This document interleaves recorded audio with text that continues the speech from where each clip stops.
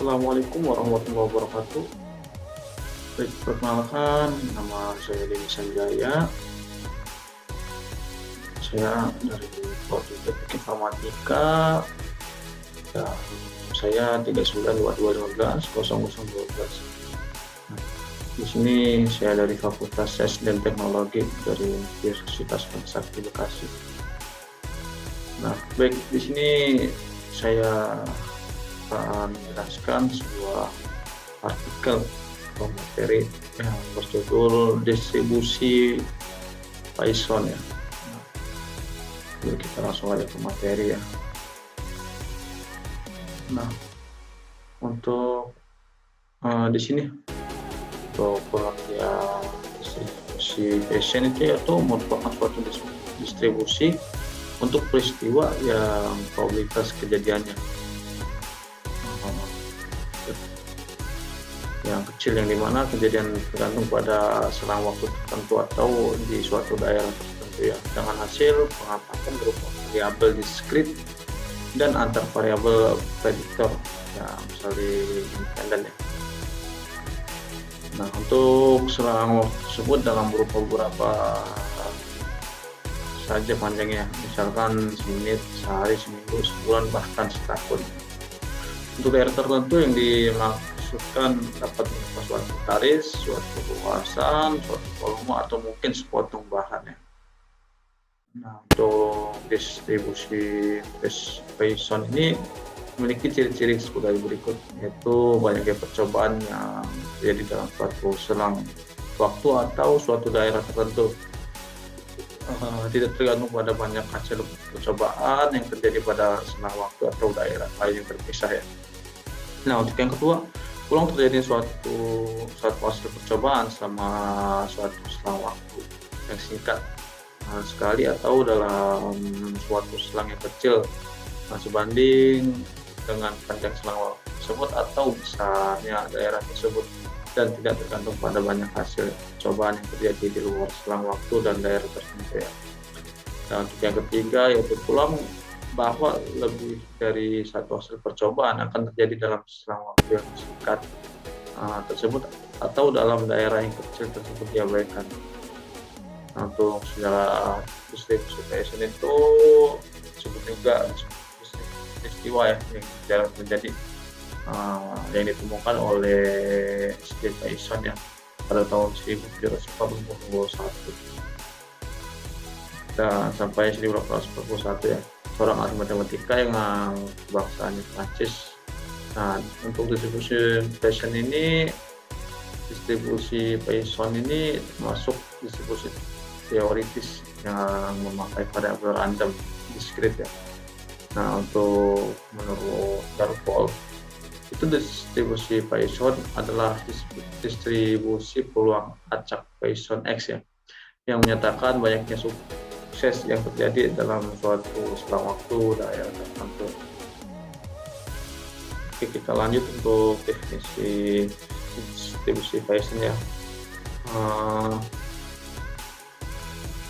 Ini dulu deh ya. Dan lanjut di bawahnya, sini apabila nilai harapan kejadian pada suatu interval dalam maka probabilitas terjadi peristiwa sebanyak kali ya, K adalah bilangan bulat negatif ya, K sama dengan 0, 1, 2 dan seterusnya. Maka sama dengan dimana sini dimana E adalah basis logaritma natural, yaitu E sama dengan 2 itu 1828. Nah, untuk K adalah jumlah kejadian suatu peristiwa, yaitu peluang yang diberikan oleh fungsi ini. Untuk K ini adalah sebuah faktorial dari K ya. Untuk simbol ini adalah sebuah bilangan real positif, yaitu sama dengan nilai harapan peristiwa yang terjadi dalam interval tertentu.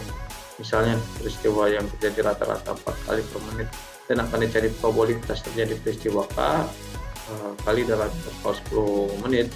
Digunakan distribusi Python sebagai model dengan A sama dengan 10 kali 4 sama dengan 10 ya. Nah, untuk sebanyak fungsi K ini disebut fungsi massa probabilitas. distribusi Python dapat diturunkan sebagai kasus terbatas. Nah, untuk distribusi binomial terbatas distribusi binomial. Nah, untuk distribusi Python juga dapat diterapkan pada sistem yang kejadian berjumlah besar yang memungkinkan terjadi ya, yang dimana kenyataannya cukup jarang. Contoh klasiknya adalah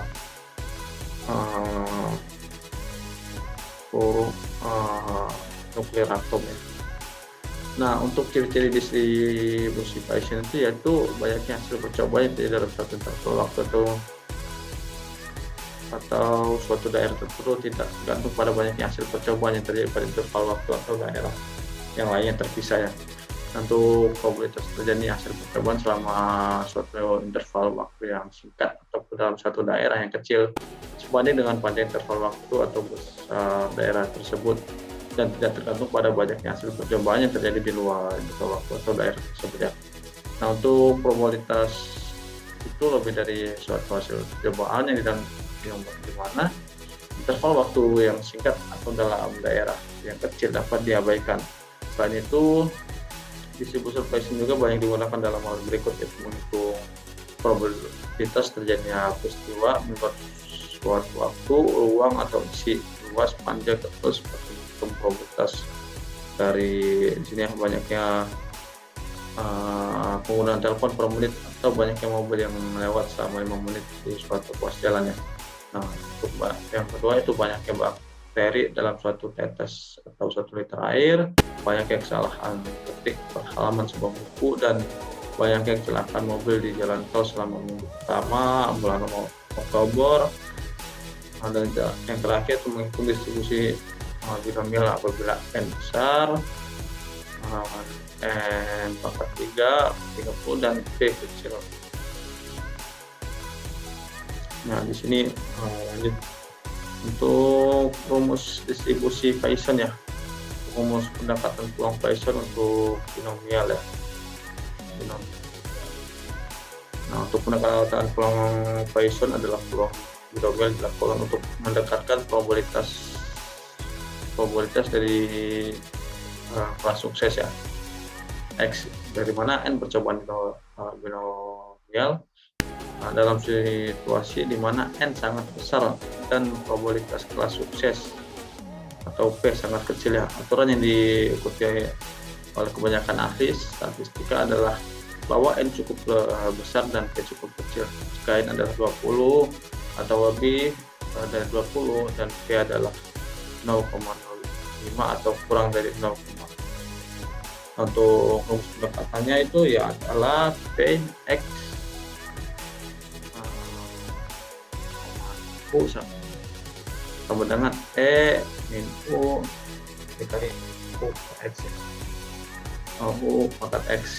Nah, di mana E sama dengan 2,7188 ya. Untuk U itu sama dengan rata-rata keberhasilan ya. Sama dengan N kali P ya. Nah, untuk X itu yaitu banyaknya unsur keberhasilan dalam sampel.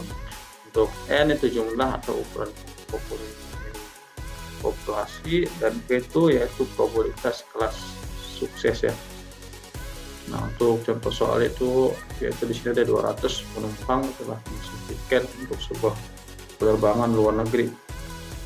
Jika probabilitas penumpang yang telah mempunyai tiket tidak akan datang adalah 0,1, maka berapakah peluang ada 3 orang tidak datang? Di sini yang diketahui N sama dengan 200, nah P sama dengan 0,01 dan X sama dengan 3. Nah, U sama dengan N kali P. Nah, di sini jadi 200 dikali 0,0,01 yaitu sama dengan 2. Nah, untuk P ini untuk rumusnya ya, jadi sama dengan 2,71828. Nah, pangkat min 2 dikali 2 pangkat 3 sama dengan 0,1804 atau 18,04%. Nah, selanjutnya itu untuk rumus proses Bayesian ya, itu contoh soal rumus Python, yaitu sini ada 200 penumpang telah memesan tiket. Nah, sama aja kayak rumus tadi ya. Oh, ini tadi udah.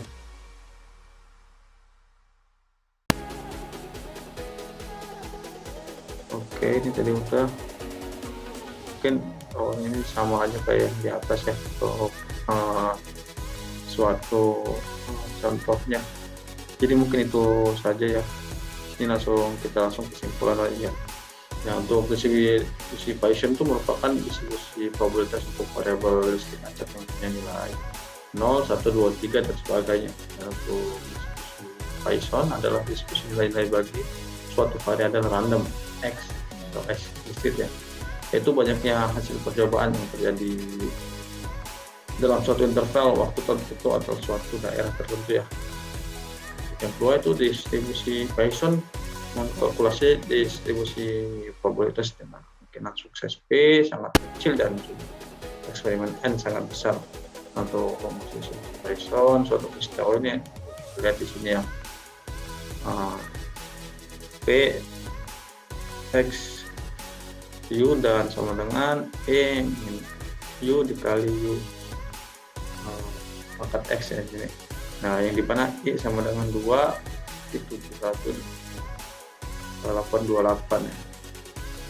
Untuk terangannya yaitu Px itu sama dengan nilai probabilitas distribusi Bayesian ya, bawah di atas. Oke, demikian penjelasan saya. Kurang lebih mohon maaf. Saya akhiri. Wassalamualaikum warahmatullahi wabarakatuh. Terima kasih.